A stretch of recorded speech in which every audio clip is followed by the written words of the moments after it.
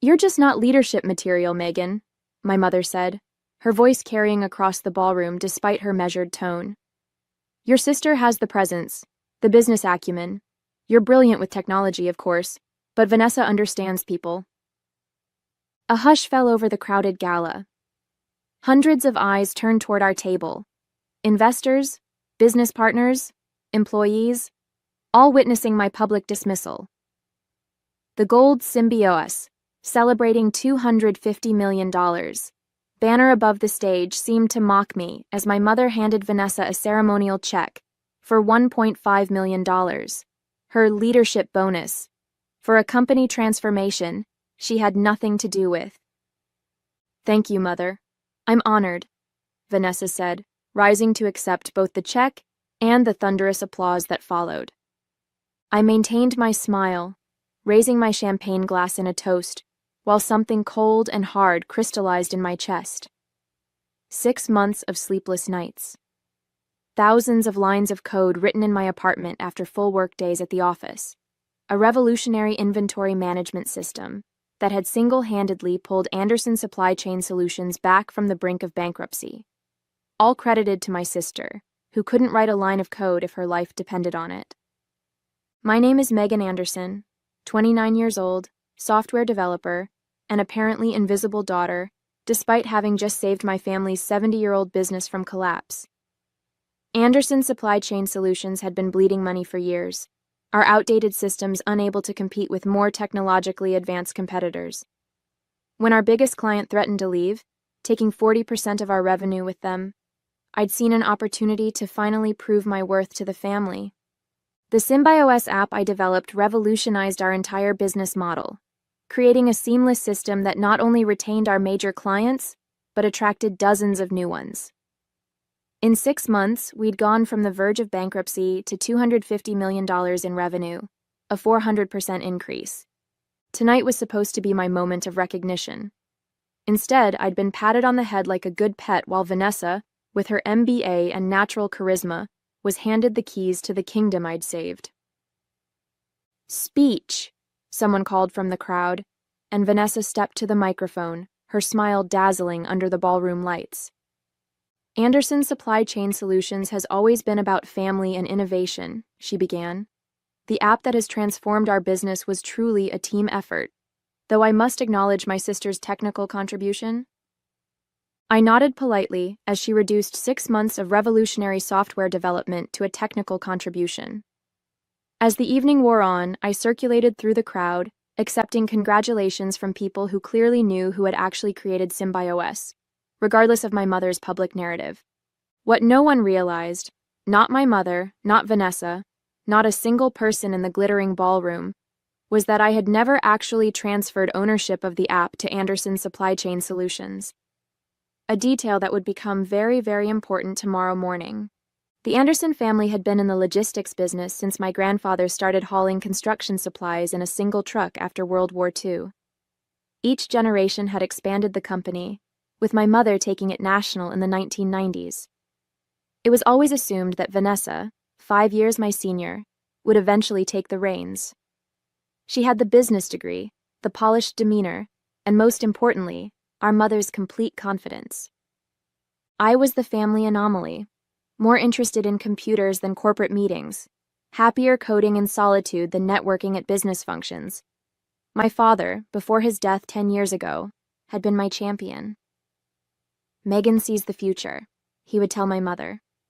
"She understands systems in ways the rest of us never will." After Dad died, I'd honored his faith in me by earning a computer science degree, then a master's in artificial intelligence, hoping my expertise would eventually find a place in the family business. But when I returned with my credentials, Mother had relegated me to the IT department, a support role, maintaining our outdated systems rather than transforming them. "We're a logistics company, not a tech startup," she would remind me whenever I proposed modernization. "Let's stick to what we know." Vanessa, meanwhile, was being groomed for leadership, shadowing our mother in executive meetings and representing the company at industry events. I didn't begrudge her the attention. She was good with people, skilled at the networking essential to our business. What frustrated me was how my own contributions were consistently minimized, my technical expertise treated as a quirky hobby rather than a business asset. 6 months ago, when our biggest client threatened to leave, citing our antiquated tracking systems, I'd seen my opportunity. I approached Mother with a proposal. Give me 6 months to develop a proprietary app that would revolutionize our supply chain management. We don't have the budget to hire a development team, she'd said dismissively. You don't need one, I can do it myself. She'd laughed at that, actually laughed, before Venessa intervened. Let her try, Mother. What do we have to lose at this point? It wasn't exactly a ringing endorsement, but it was enough. I was given a modest budget and a 6-month deadline. What neither of them knew was that I'd already been working on the project for nearly a year, developing the framework during evenings and weekends in my apartment. I worked officially during days, then continued coding late into each night. I documented everything, every line of code, every decision, every milestone, partially out of good development practice, and partially because something in Venessa's support had felt calculating rather than sisterly. The project was my chance to finally prove my value to the family business, but I wasn't naive enough to think professional jealousy couldn't exist between sisters. Still, I never expected tonight's complete dismissal of my contribution, or the sinking realization that my family might never see me as anything more than technical support. The morning after the gala, I arrived at the office early, intending to clear my head before the inevitable meetings about transition to Venessa's leadership.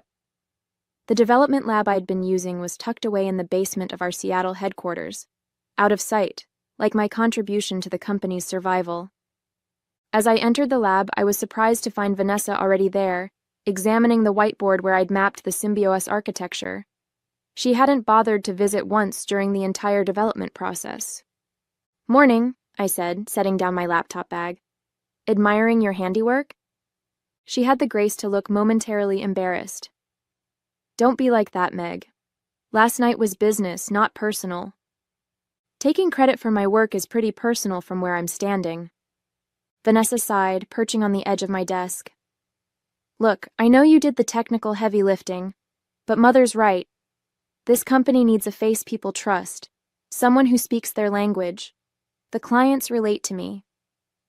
And that justifies the bonus, the promotion, acting like you had anything to do with developing the app that saved the company?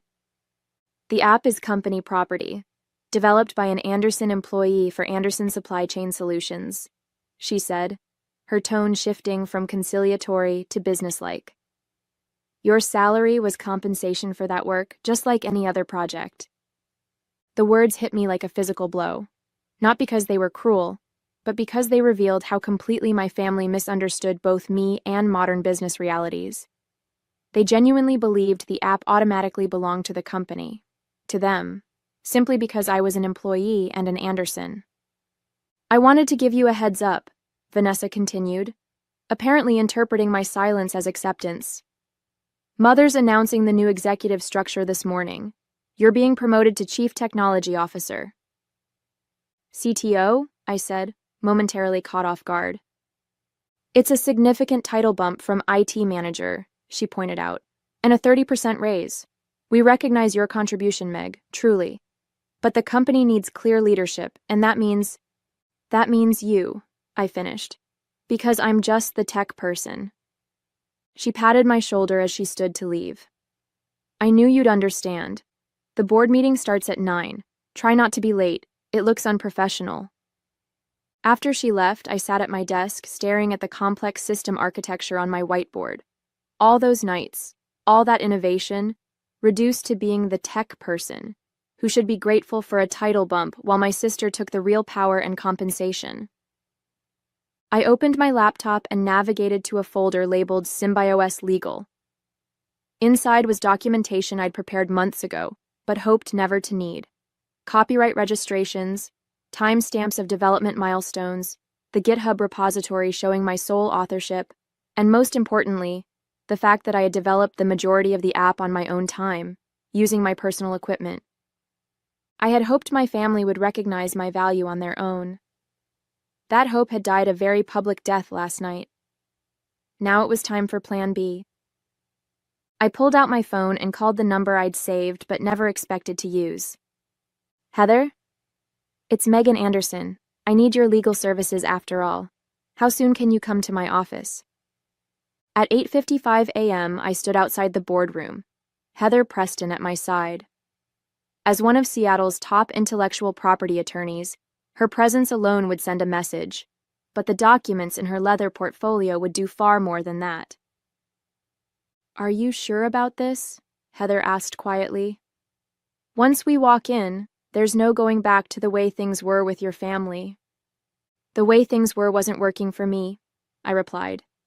And judging by last night, it never will. We entered the boardroom precisely at 9. Mother sat at the head of the table, with Venessa to her right. The other seats were filled with board members, mostly family friends and business associates who had backed Anderson's supply chain solutions for decades.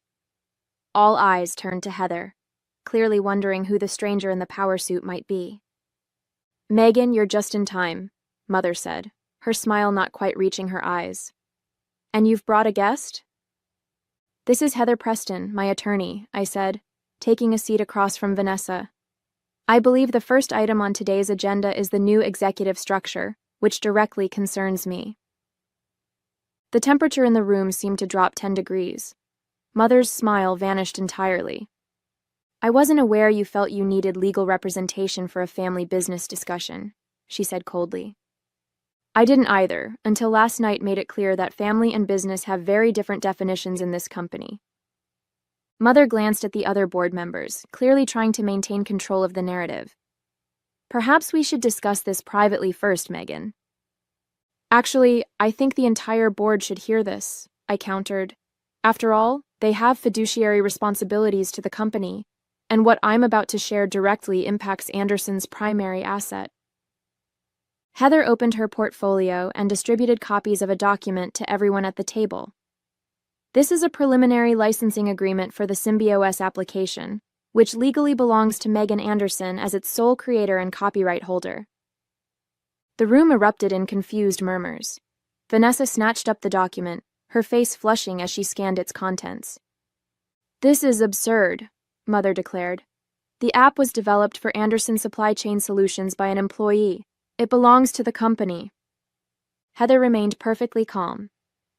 That would be true if development had occurred exclusively during company time, using company resources, and within the scope of Ms. Anderson's job description. However, as the documentation we've prepared demonstrates, approximately 78% of development occurred on Ms. Anderson's personal time, using her personal equipment, and far beyond the scope of her role as IT manager. She produced a second, thicker document detailing my development timeline, complete with timestamps, commits, and evidence of when and where the work had been done. This is a family company, Mother hissed, her composure slipping. We don't need these legal games. I'm not playing games, I said quietly. I'm protecting my intellectual property while still trying to benefit the company. The licensing agreement is extremely favorable, much more so than you'd get from any third party. You're holding your own family hostage, Venessa accused, slapping the licensing agreement down on the table. After everything we've done for you. What exactly have you done for me, Venessa? Take credit for my work? Accept a bonus for my innovation? One of the board members, Harold Jameson, a tech venture capitalist who'd been my father's friend, cleared his throat. I'd like to review these documents before we proceed. If Ms. Anderson's claims are valid, we need to approach this carefully. Mother looked betrayed by his reasonable response. Harold, surely you're not entertaining this rebellion? It's not rebellion, Eleanor. It's business. And if your daughter has created valuable intellectual property, she has every right to protect it. He turned to me. Though I must ask, what are your intentions, Megan? What outcome are you seeking here? Before I could answer, Mother interrupted. Her intention is clearly to extort money from her own family by threatening to pull the technology that our clients now depend on. She fixed me with an icy stare. Is that it? You want more money? A bigger title? The accusation stung, but I kept my voice level. What I want is recognition of my contribution and a fair stake in the company's future. The SymbiOS app isn't just an improvement to our business, it is our business now, and I'd like a say in how it evolves. The battle lines were drawn, and from the looks on my mother's and sister's faces, this was just the beginning. The emergency board meeting stretched into the afternoon as Heather methodically presented evidence of my ownership rights. Harold and two other board members with tech backgrounds asked pointed questions, clearly taking the matter seriously, while Mother and Vanessa grew increasingly hostile. Even if, and this is a substantial if, Megan has some technical claim to the software, withdrawing it now would destroy the company, Mother argued. That would hurt everyone, including Megan herself. This is nothing but a tantrum because she wasn't named CEO. I'm not threatening to withdraw the software, I clarified for the third time. The licensing agreement ensures Anderson Supply Chain Solutions can continue using SymbiOS without interruption. I'm simply establishing that I own the intellectual property and should have appropriate compensation and authority over its development. Which conveniently undermines the leadership structure announced last night, Vanessa pointed out. If you control the app that runs our entire operation, you effectively control the company, regardless of titles. There was truth in her observation, which was precisely why my family should have considered these implications before dismissing my contribution so completely. Harold called for a brief recess, and the board members filed out, leaving me alone with Heather in the conference room. Through the glass walls, I could see Mother and Vanessa in intense conversation with the company's general counsel, who had been hastily summoned mid-meeting. They're going to counter with something, Heather warned. Stay focused on your primary objectives. When the meeting reconvened 30 minutes later, Mother's expression had shifted from outrage to calculation, a look I recognized from countless business negotiations I'd witnessed growing up. She was pivoting to a new strategy. After consulting with counsel, we acknowledge that Megan may have certain rights regarding the SymbiOS application, she began, each word clearly painful to utter. In the interest of family harmony and business continuity, we're prepared to offer a generous settlement. The company's attorney distributed counter-proposal documents, a one-time payment of $5 million in exchange for complete transfer of all rights to the application. This is 5 times the bonus awarded to Vanessa, Mother pointed out, a clear recognition of your technical contribution while allowing the company to move forward under stable leadership. $5 million was significant money, life-changing for most people. But SymbiOS wasn't just code. It was my vision for transforming not just Anderson Supply Chain Solutions, but potentially the entire logistics industry. The app I'd created was worth far more than $5 million, both financially and strategically. Before I could respond, Harold spoke up. I've reviewed the technical documentation, and I have to say, Megan's work goes well beyond what I'd consider a standard employee contribution. This isn't just an app. It's a complete reimagining of how logistics can function in the digital age. Several other board members nodded, and I felt a surge of vindication at finally having my work understood. However, Harold continued, fragmenting ownership of such a critical system creates untenable business risks. If we're acknowledging Megan's ownership, then we need to address leadership directly. Meaning what exactly? Mother asked sharply. Meaning we should consider whether our traditional leadership succession plans still make sense given this new reality. The implied suggestion, that I might be better suited to lead the company than Vanessa, hung in the air. To my surprise, 2 other board members voiced immediate agreement. Mother's face hardened. This board does not dictate family succession. The Anderson family maintains controlling interest, and we have decided— Actually, the company's attorney interrupted, looking distinctly uncomfortable. If the SymbiOS intellectual property is determined to belong to Megan personally, and given its critical nature to operations, the controlling interest question becomes complicated. It was at that moment I realized this confrontation had escalated far beyond what I'd anticipated. I wasn't just challenging my place in the family hierarchy anymore. I was potentially taking control of the entire company my grandfather had founded. Mother seemed to realize it too. She stared at me across the table, and for the first time in my life, I saw something new in her eyes. Fear. The meeting adjourned with tension thick enough to cut. Mother requested 24 hours to consider the situation before reconvening, and the board agreed.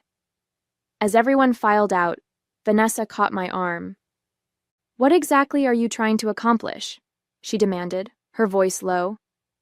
"Humiliate Mother? Take over the company? Get revenge because I got a bonus?" "I created something valuable and I want proper recognition for it," I replied evenly, both financially and in terms of decision-making power for the technology's future. "So it's not enough to be CTO? You want my job too?" I pulled my arm free. "I never asked for your job, Venessa, but I did earn a seat at the table where decisions about my technology are made. If that threatens you, maybe you should ask yourself why." She stepped back, her expression hardening. "You have no idea what you've started. Mother won't just hand over control of this company, not even to family." I'm starting to think I was never really considered family in the first place, just the weird tech person you keep in the basement until you need something. The hurt that flashed across Venessa's face was genuine, making me regret the harshness of my words despite their truth. Before she could respond, her phone buzzed with a text. She glanced at it, then gave me a look I couldn't interpret. "Mother wants to see you, alone. Her office, 15 minutes. After Venessa left, Heather expressed concern about me meeting Mother without legal representation, but I assured her I could handle a family conversation. "Text me if you need backup," she insisted before departing. Mother's corner office overlooked the Seattle waterfront, the Space Needle visible in the distance on clear days. She stood at the window when I entered, her posture rigid with tension. "Close the door," she said without turning. I did as instructed, then waited. The silence stretched between us until finally Mother spoke, still facing the window. "Do you know what your grandfather started with? One truck. One. He drove it himself, delivered construction supplies all over Washington state, slept in it when necessary." She turned to face me. "He built this company with his hands, his determination. Your father expanded it through relationships. He knew everyone in the industry, remembered their children's names, sent cards on birthdays." "I know the family history." "No, you don't," she cut me off sharply. "You know the sanitized version we tell at company events. You don't know how many times we nearly went under. You don't know that your father mortgaged our house. Twice. To make payroll during recessions. You don't know that I once went 3 years without drawing a salary so we could afford to modernize our warehouses." She moved to her desk and unlocked a drawer, removing a thick folder. "You think this is about an app? About who gets credit? It's about 70 years of Anderson blood, sweat, and sacrifices." She slapped the folder down on her desk. "Your technology is impressive, revolutionary even, but an app can be copied, improved upon, replaced. What can't be replaced is this company's reputation, its relationships, its people." I approached her desk cautiously. "I never wanted to damage the company." "Then what do you want, Megan? Tell me exactly what outcome you're seeking here." It was the same question Harold had asked, but coming from my mother, it carried different weight. For the first time, she seemed to be genuinely asking rather than assuming. "I want to be valued for what I contribute," I said simply. "Not just with money, but with a voice in the company's direction. The app isn't just a tool, it's a new business model, and I want to help shape how it evolves." Mother studied me for a long moment, then opened the folder. Inside was a new proposal. Not a buyout this time, but a restructuring of the company itself. "Then perhaps it's time for Anderson Supply Chain Solutions to evolve as well." The document outlined a bold reorganization, spinning off the technology into a separate entity, Anderson Tech, which would license the software not just to our family business, but to other companies in the industry. The proposed CEO of this new venture? Me. It wasn't a concession, it was a challenge, and the stakes had just gotten much higher. The next morning, the board reconvened with an expanded agenda, Mother stood at the head of the table, commanding the room as she had for decades. After considerable reflection and consultation, I'm proposing a strategic restructuring of Anderson Supply Chain Solutions, she announced, projecting a confidence I knew masked deeper emotions. The success of the SymbioS application has revealed new possibilities for our company's future. She outlined her proposal for spinning off Anderson Tech as a separate entity under my leadership, while Venessa would continue leading the traditional logistics operations. Both companies would remain under the Anderson family umbrella, creating a more diverse business portfolio. This approach recognizes both the value of our established operations and the transformative potential of Megan's technological innovations, she concluded, making eye contact with each board member. When she finished, all eyes turned to me. The proposal was clever. It acknowledged my ownership of the technology while preventing a complete power shift. It also contained several provisions that would keep ultimate control firmly in my mother's hands as chair of both companies' boards. "Thank you for the proposal," I said, my voice steady. "But there are some modifications needed." I signaled Heather, who distributed a counter-proposal I'd worked on throughout the night. While I accepted the basic structure of separate companies, my version established clear independence for Anderson Tech, with its own board comprised of tech industry veterans rather than family friends. It also specified that while the family logistics business would be a primary client, Anderson Tech would be free to pursue broader market opportunities. Most crucially, my proposal included a formal acknowledgement that the SymbioS intellectual property belonged to me personally, with a licensing structure that ensured fair compensation for its use. These terms are non-negotiable, I concluded. My technology, my conditions. Harold was the first to speak up. "I think Megan's counter-proposal is not only fair, but strategically sound. It positions both companies for growth in their respective spaces." Other board members began nodding, and I watched as the family power dynamic shifted irrevocably before my eyes. 6 months after the restructuring, I stood on a different stage in a different ballroom, accepting the Pacific Northwest Technology Innovation Award for SymbioS. Anderson Tech had expanded to 30 employees, secured 3 major clients beyond the family business, and was projected to hit $500 million in revenue by year's end. Mother sat at the center table, her expression a complex mixture of pride and resignation. Beside her, Venessa applauded politely, though tensions between us remained strained. The traditional logistics business she led was stable but no longer the family's crown jewel, a reality she was still adjusting to. "Innovation often comes from unexpected places," I said in my acceptance speech. "And sometimes the hardest part isn't creating something new, but finding the courage to claim ownership of your creation." After the ceremony, Mother approached me, her usual commanding presence somehow diminished in the tech-focused crowd, where her decades of logistics expertise carried less weight. "Your father would be proud," she said quietly. "He always said you saw systems differently than the rest of us." "Thank you," I replied, surprised by the genuine sentiment. "That means a lot." She glanced around at the tech executives networking nearby. "I underestimated this world, and you. I won't make that mistake again." It wasn't quite an apology, but from Eleanor Anderson, it was as close as anyone ever got. As she walked away, I felt a surprising lack of triumph. The vindication I'd imagined tasted different in reality, less sweet, more complex. I had secured recognition, independence, and the opportunity to pursue my vision without constraint. But the family relationships had been fundamentally altered in the process. Harold appeared at my elbow, champagne in hand. "To the future of Anderson Tech," he said, raising his glass. "Your grandfather built an empire with a single truck. Imagine what you'll build with a single app." I smiled, clinking my glass against his. "I already am. This is just the beginning."